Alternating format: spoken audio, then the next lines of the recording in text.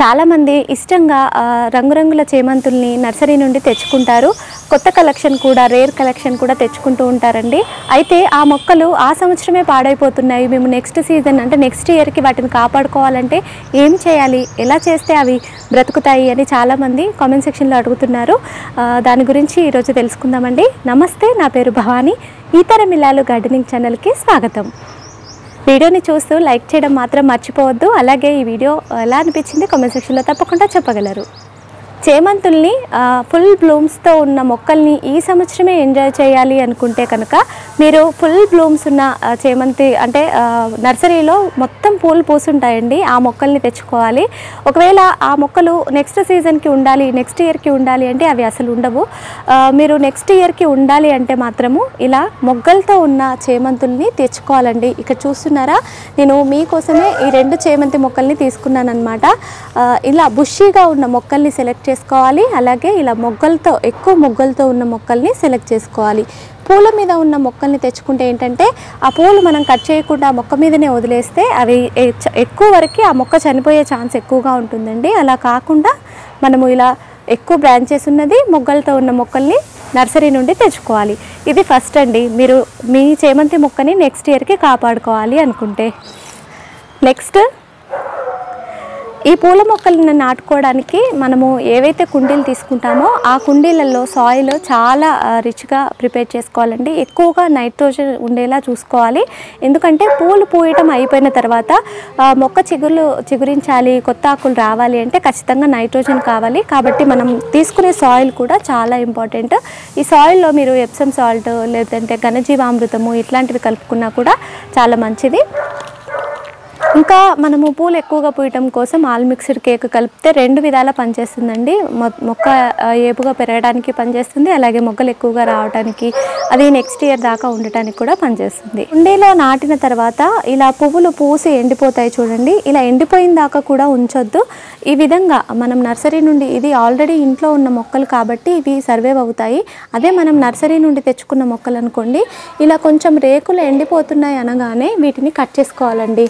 ఇలా మొత్తము ఇవన్నీ కట్ చేసేసేయాలి. ఇలా కట్ చేస్తేనే చిగుర్లు వస్తాయన్నమాట. లేదు మనము ఫ్లవర్ ఎంజాయ్ చేయాలి, ఫ్లవర్స్ బాగున్నాయి దాని మీదనే ఉంచేస్తాను అని అనుకుంటే మాత్రము అది మొక్క కంప్లీట్ ఎండిపోతుంది. నర్సరీలో కూడా పూలు పూయటానికి వాళ్ళు ఎక్కువగా ఎరువులు వాడతారండి, కెమికల్స్ వేస్తారు. అందుకని మనము ఫుల్ బ్లూమ్స్లో ఉన్న మొక్కలు తెచ్చుకుంటే వెంటనే అంటే ఆ ఫ్లవరింగ్ బ్లూమ్ మీద ఉన్న పూలన్నీ అయిపోగానే మొక్క ఎండిపోతుంది. అలా కాకుండా మనము తీసుకున్న తర్వాత అది సెట్ అయ్యేలా సాయిల్ మిక్స్ కలుపుకోవాలి. అదేవిధంగా ఈ ఎండిన పూలని, ఎండిపోవటానికి వస్తున్న పూలని మొత్తం అన్నిటినీ కంప్లీట్ ఇలా కట్ చేసుకోవాలండి.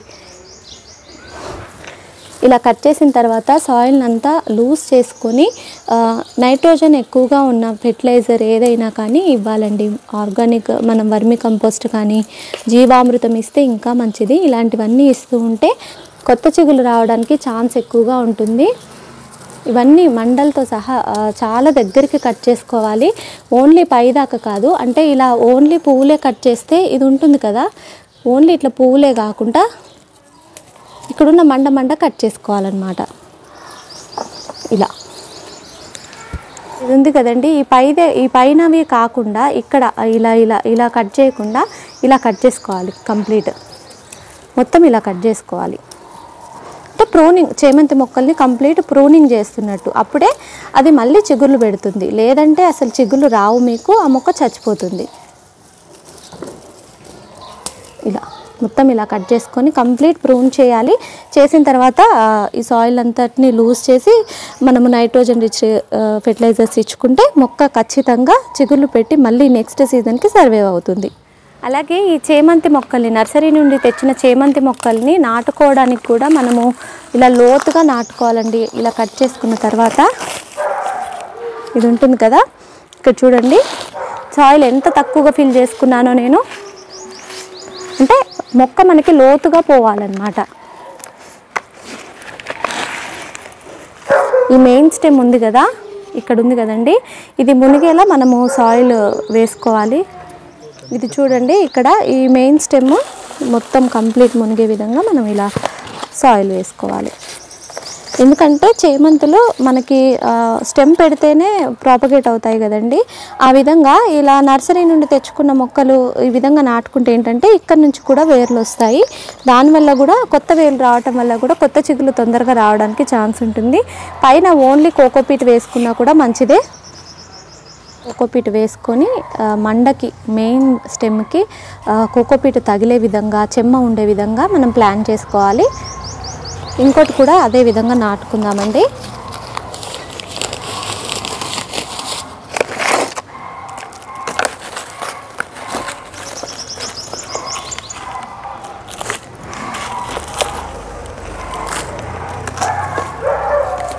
ఇలా లోపల కనిపెట్టుకోవాలి.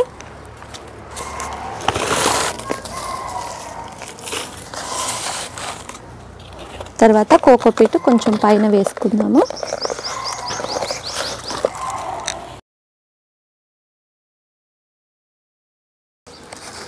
ఇసుక అట్లా వేసుకున్నా కూడా మంచిదేనండి. ఎందుకంటే ఈ చేమంతి స్టెమ్స్ మనం ఇసుకలో పెట్టుకున్నా కూడా వెంటనే ప్రాపగేట్ అవుతాయి కదా, అంటే వెంటనే వేర్లు వస్తాయి కదా.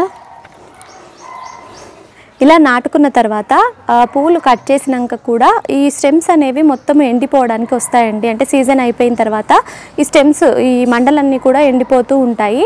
అప్పుడు ఏం చేయాలంటే మొక్క మొత్తాన్ని కంప్లీట్ ఎండనివ్వద్దు. ఎండిపోతుంది అనిపించగానే మీరు మొత్తం ఇక్కడికి కట్ చేసేయండి. ఇక్కడ కట్ చేస్తే ఖచ్చితంగా కింద నుండి కొత్త చిగుళ్ళు ఖచ్చితంగా వస్తాయండి. మీరు అలా కూడా నెక్స్ట్ సీజన్కి మీరు తెచ్చుకున్న మొక్కని సేవ్ చేసుకోవచ్చు. సో ఇదండి ఈరోజు వీడియో. ఈ వీడియోలో చెప్పినటువంటి టిప్స్ అన్ని ఫాలో అవుతూ మీకు నచ్చిన చేమంతి మొక్కల్ని నర్సరీ నుండి తెచ్చుకొని నెక్స్ట్ సీజన్కి కాపాడుకోండి. చేమంతుల్ని ఇలా పూలు పూసినప్పుడు నర్సరీ నుండి బయట రోడ్ సైడ్ అమ్ముతారు కదా, అలా తెచ్చుకొని నాటుకున్నవేనండి. నేను లాస్ట్ ఇయర్ కూడా అలానే తీసుకొచ్చి మీకు చెప్పినట్లుగా ఇక్కడ దాకా కట్ చేసి మీకు చెప్పినటువంటి టిప్స్ అన్ని పాటించడం వల్ల నా దగ్గర ఇప్పుడు దాదాపు 15 నుండి 20 రంగుల చేమంతులు ఉన్నాయి.